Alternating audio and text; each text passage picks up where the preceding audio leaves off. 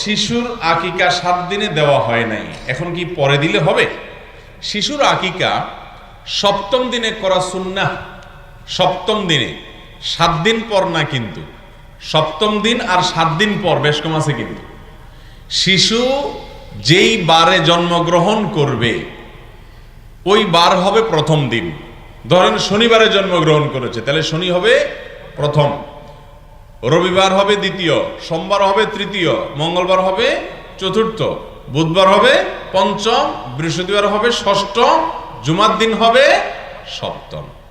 তার মানে সন্তান যেই বারে জন্মগ্রহণ করবে তার আগের বারে 7ম দিন হয়। শনিবারে হলে শুক্রবার হবে, শুক্রবার হলে বৃহস্পতিবার হবে, বৃহস্পতিবারে জন্ম হলে বুধবার হবে 7ম দিন। অতএব আকিকা কোন দিন দিবে বুঝতে পারছেন তো? যেই বারে জন্মগ্রহণ করবে তার আগের বারটাতে। এখন যদি রাত্রে হয় তাহলে তার এক মুসিবত। রাত্রে হলে বার বাহির করবেন কেমনে?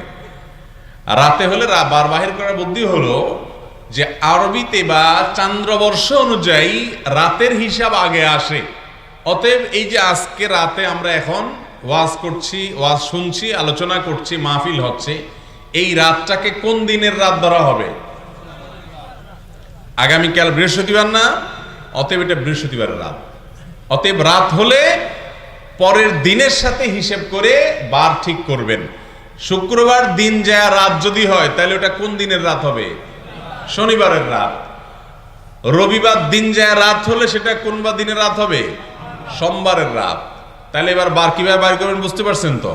যেহেতু ইবাদত বন্দিগি যেগুলো তারিখের উপর নির্ভরশীল সেগুলো চান্দ্রবর্ষ অনুপাতে করতে হয়, আর চান্দ্রবর্ষের হিসেব হলো সন্ধ্যা থেকে দিন শুরু হয়।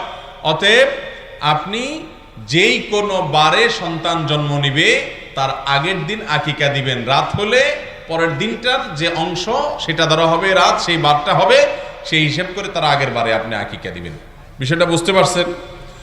আকিকা 7ম দিনে করা সুন্নাত। 7ম দিনে করতে না পারলে 14তম নম্বর দিনে করবেন। 14 নম্বর দিনে করতে না পারলে 21 নম্বর দিনে করবেন।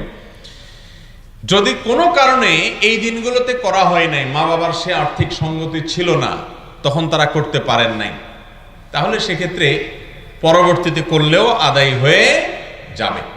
অনেক সালাফ বলেছেন যে আমি যদি জানতাম আমার ছোটবেলায় আকিকা বাবা মা করেননি তাহলে আমি এখন করার ব্যবস্থা করতাম। স্বয়ং নবী করিম সাল্লাল্লাহু আলাইহি ওয়াসাল্লামের পরে এরকম হাদিস আছে, যার কারণে 7ম, 14তম, 21তম দিনগুলোতে করা হলো সুন্নাহ। যদি কোনো কারণে ছুটে যায়, ইচ্ছাকৃত না, কোনো কারণে করা হয় নাই, তাহলে পরে করলেও আদায় হয়ে যাবে ইনশাআল্লাহ। আকিকার গুরুত্ব আমরা অনেকে বুঝি না। অনেকে আকিকা করার জন্য টাকা পয়সা পায় না, অথচ মিষ্টি কিনে মিষ্টি খাওয়ায় অনেক। যে আকিকা করবে, সন্তান জন্ম নিছে তার, এই লোক আকিকার সময় বলে যে ভাই পয়সা নাই, ছেলে হয়েছে, 2টা ছাগল কিনতে হবে, 2টা ছাগলের দাম তো 20,000 টাকা, এত টাকা নাই আমার কাছে। কিন্তু দেখা যায় অনেক সময় আমাদের 10 কেজি 15 কেজি মিষ্টি এমনিই কিনা লাগে, আছে না নাই? এই ভাই মিষ্টি তো মানে হলো আটার দলা, চিনি আর আটার দলা, এই তো। চিনি এবং আটার দলা মানুষকে খাওয়ায় আপনি 10,000 টাকা নষ্ট করলেন, আর সাথে কয়টা টাকা দিলে তো আপনার গোশতই খাওয়াইতে পারেন মানুষকে, ঠিক না? ঠিক। তো আমরা দেখা যায় মিষ্টি খাওয়াইতে গিয়ে আর আকিকার সুন্নাত আদায় করতে পারি না। আকিকা অনেক হলো আমাদের মতো ওয়াজিব, অনেকের মতো সুন্নাত গুরুত্বপূর্ণ। যাই হোক, এই বিষয়ে আমরা খেয়াল করব। আর আমরা যারা কারো ছেলে মেয়ে হওয়ার পর তার কাছ থেকে আবদার করি, বন্ধু বান্ধব আত্মীয় স্বজন, আমরাও বোকামি করি। গোশত খাইতে চাইবো, যে সন্তান হয়েছে মিয়া আকিকার গোশতের দাওয়াত দিবেন, সেটা না করে আমরা বলি কি মিষ্টি খাওয়াবেন, ঠিক না? ঠিক। আটার দলা খাওয়ার জন্য আবদার করে। আরে ভাই গোশত খাইতে চাইবেন, ভাই আপনার ছেলে হয়েছে মাশাআল্লাহ, তাহলে আকিকার গোশতের দাওয়াত দিয়েন, ওইটার বায়না দিবেন। সেটা না করে আপনি বলেন কি ভাই মিষ্টি খাওয়ায়েন।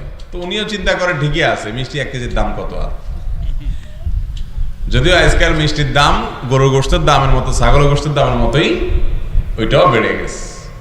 যাই হোক, সন্তানের আকিকা দিলে কি হয় জানেন?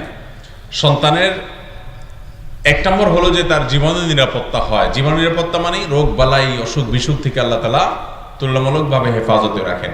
আরো অনেকগুলো উপকারিতা থাকে। সন্তান বাবা মার বাধ্যগত থাকে, বাবা মার হক আদায় করা হয়, সন্তানের প্রতি যে হক সে আদায় করা হয় আকিকা দেওয়ার মাধ্যমে। এই জন্য আকিকা দেয়া থেকে কার্পণ্য করবেন না।